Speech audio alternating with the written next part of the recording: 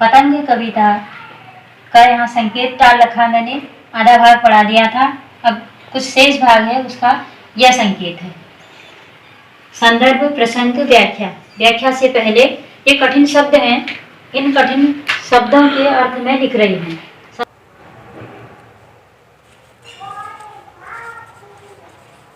सुनहले शब्द का अर्थ स्वर्णमयी। रोमांचित का अर्थ है प्रफुल्लित। प्रफुल्लित या उत्साहित या प्रसन्न।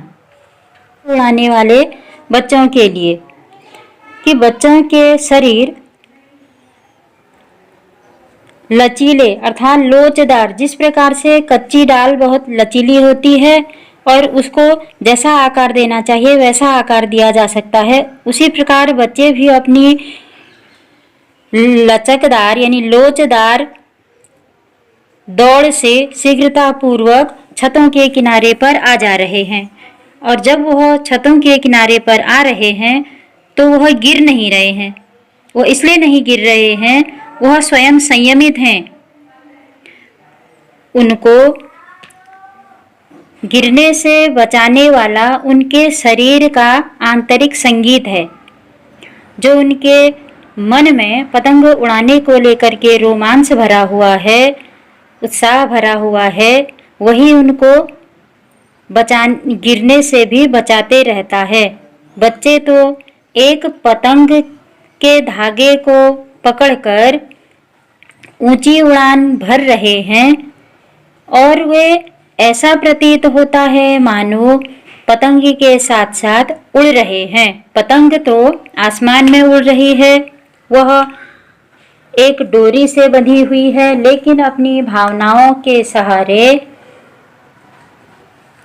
पतंग उड़ाने वाले बच्चे उन्हें दूर तक उड़ा रहे हैं। वे गिरते हैं छतों के खतरनाक किनारों से और बच जाते हैं, तब तो और भी निडर होकर सुनहले सूर्य के सामने आते हैं। पतंग उड़ाते उड़ाते जब बच्चे छतों के खतरनाक किनारों तक आ जाते हैं, छतें खतरनाक इसलिए कह रखी हैं क्योंकि किनारे पर आकर के कोई न कोई दुर्घटना हो ही सकती है। और वैसे भी बच्चे पतंग उड़ाने में इतने व्यस्त हैं कि मानो उन्होंने दुर्घटना को आमंत्रण दे ही दिया है। परंतु इन खतरनाक स्थिति में जब वे बच जाते हैं, तब वे और भी निडर होकर पतंग उड़ाने के लिए निकल जाते हैं।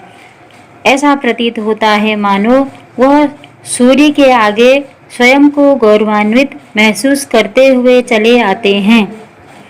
और ऐसी स्थिति में भी एक बार तो वो बच जाते हैं, और ऐसी स्थिति में भी उनको बचाने के लिए, जो पतंग उड़ाने के लिए बहुत व्यस्त बच्चे हैं, उन बच्चों को दुर्घटना से बचाने के लिए पृथ्वी तेजी से घूमती हुई मानो उनके बेचैन पैरों के पास आ जाती है, अर्थात उनको बचाने के लिए उनके चंचल पैरों के निकट आती है, जहां वह पतंग उड़ाने वाले बच्चे अपने पांव रखते हैं, ताकि पतंग उड़ाने वाले बच्चों का रोमांच कम न हो, उनका उत्साह कम न हो। यहाँ पर मैं आप लोगों को अलंकार बता रही हूँ। वर्णों की आवृत्ति से अनुप्रास अलंकार है।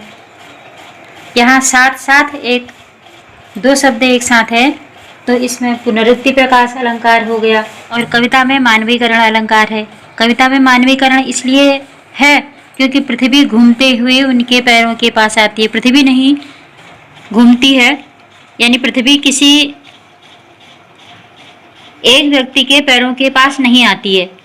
वो वैज्ञानिक तर्क अलग है कि पृथ्वी घूमती है, लेकिन वह हमें दिखाई नहीं देती। यहाँ मानवीकरण कर दिया है पृथ्वी का। पूरी कविता में प्रसाद गुण है।